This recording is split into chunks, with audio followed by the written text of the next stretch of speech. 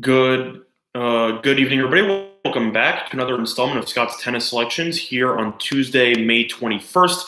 I'm aware that I did not end up having a video yesterday, but I was busy traveling back to New York, and by the time that I ended up getting home, getting settled in, all of the matches would have started in roughly 3 hours, so it was not really worth my time.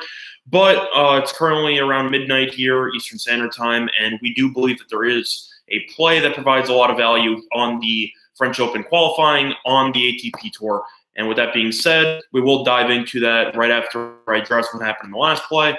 Said this before in the regular video earlier today, but the Diaz and Tomic match that we had a play on last time, Diaz was up a set to nothing and was up roughly 4-1 in the second, and then Tomic withdrew. Some books counted it as a win, most books counted it as a push.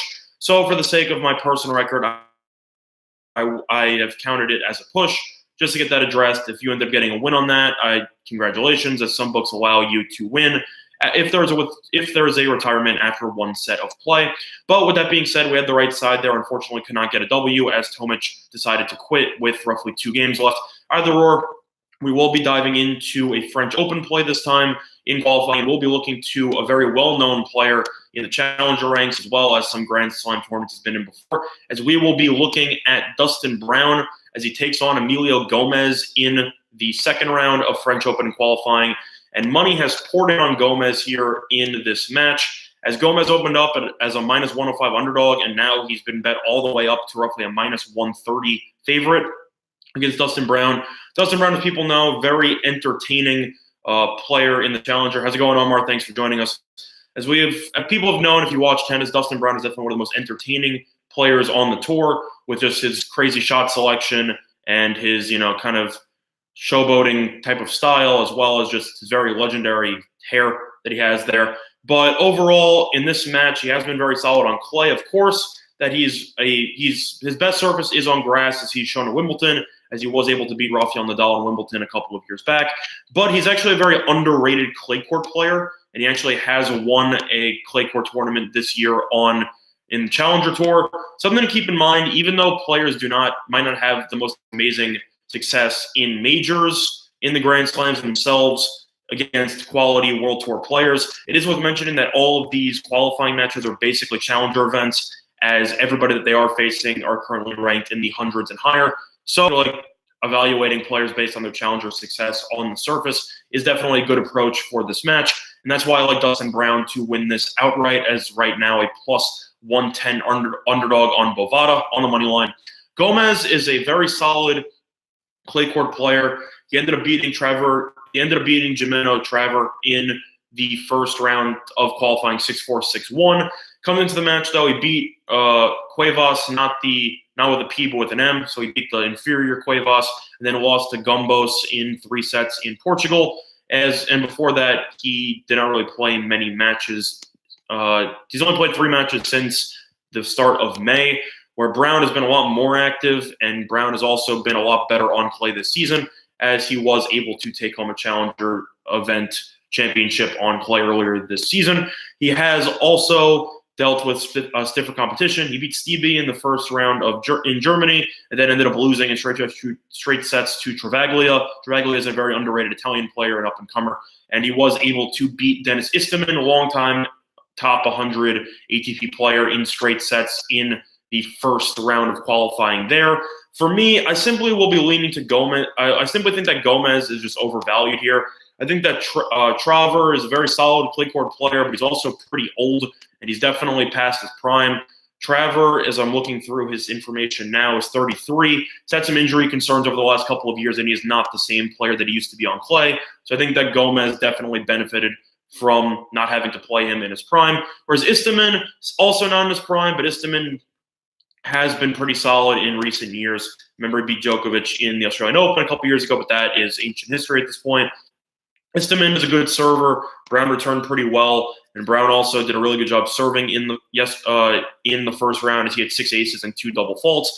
For me, I think that Gomez is an inferior server, and I think Brown just simply has too much shot variety for Gomez to handle. I think this will be a very competitive match. I think that it will go 3 sets. But telling me that Brown should be a plus 110 underdog simply just doesn't make any sense to me. And I don't really know why all the money has poured in on Gomez so far. It's probably sharp money because of the fact that it is on the French Open qualifying, but Dustin Brown is so unpredictable that he can easily just have a gem, or he could easily, throw it away. But I think that based on the way that Brown's been playing, he seems like he has a newfound focus, and I think that Brown should be able to come out of this match victoriously. So I will be taking Dustin Brown plus 110 on the money line as your tennis play of the day on May 21st. If your book does allow parlays and you do want some extra value, you can do a couple of parlays with the Brown play if you want some extra value. For example, the player that we just mentioned, Travaglia, he takes on Serdarusik in the second round at roughly minus 476 on the money line. Just take him on the money line there. Also put that together with Bolelli, who is playing tomorrow in qualifying as well. I think Bolelli to qualify for the French Open, and he is a tremendous clay court player. Currently available at roughly minus 250 against Kempfer. I know that those are huge minuses, but if you are going to be parlaying those three together and you simply want more value than plus 110, Bolelli should win. I think that Travaglia should win, and I think Brown should win. So you get yourself a nice three-pick parlay for roughly, I'd say, around 2 or so units and change. I'm actually going to put that in now just so I can tell you exactly how much that would be worth on Bovada, as Bovada does, as I said before, have very solid tennis lines. If you also have any questions on any matches in particular, don't forget to express those in the comment section if you want me to cover anything in particular. But I will just be going over that one play that I find value on. And if you end up parlaying those three together on Bovada, it is $20 to win $49. So it's roughly 1 unit to win 2.5 units on those three picks. Glad you've been enjoying the picks, Paul. We hope to keep providing you with profit in tennis in the future.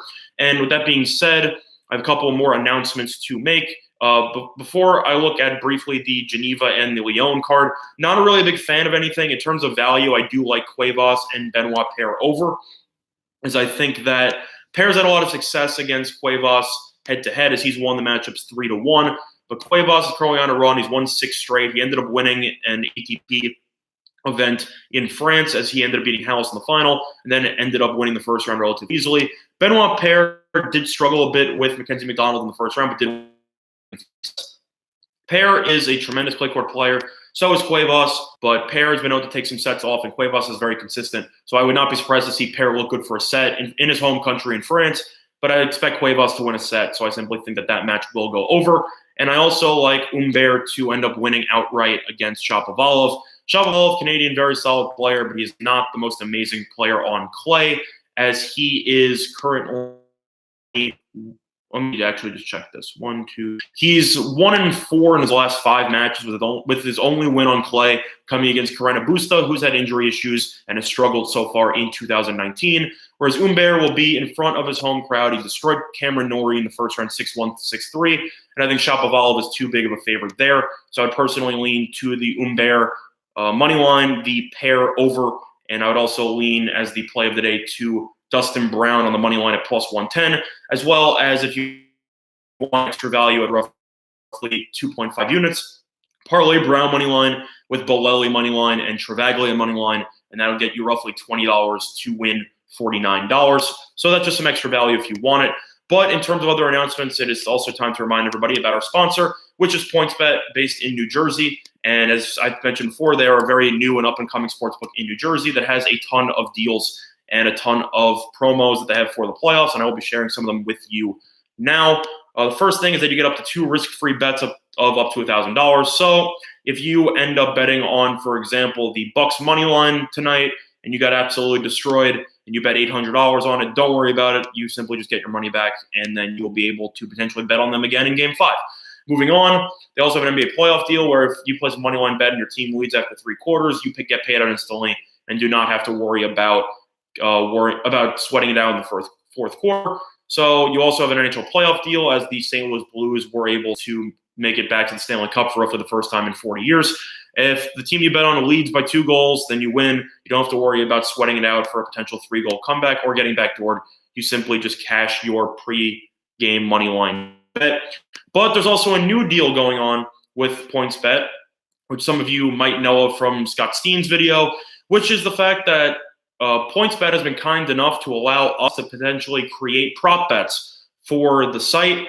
So whether it's in the comment section now, it doesn't have to be on tennis, it could be on any sport. If you want to comment below on what prop you'd like to see, could be on anything for any of the games tomorrow, then I will simply relay it to my bosses, and you potentially could have your prop posted on pointsbet.com.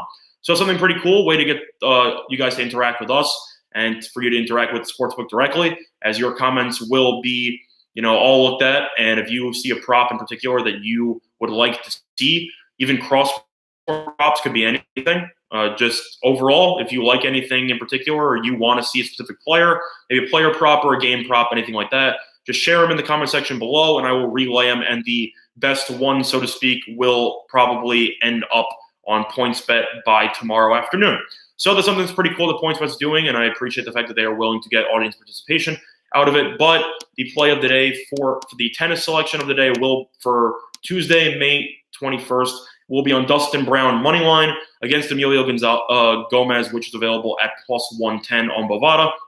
That being said, that's going to do it for this installment of Scott's tennis selections here for Tuesday, May 21st. And good luck to all of you and your tennis plays.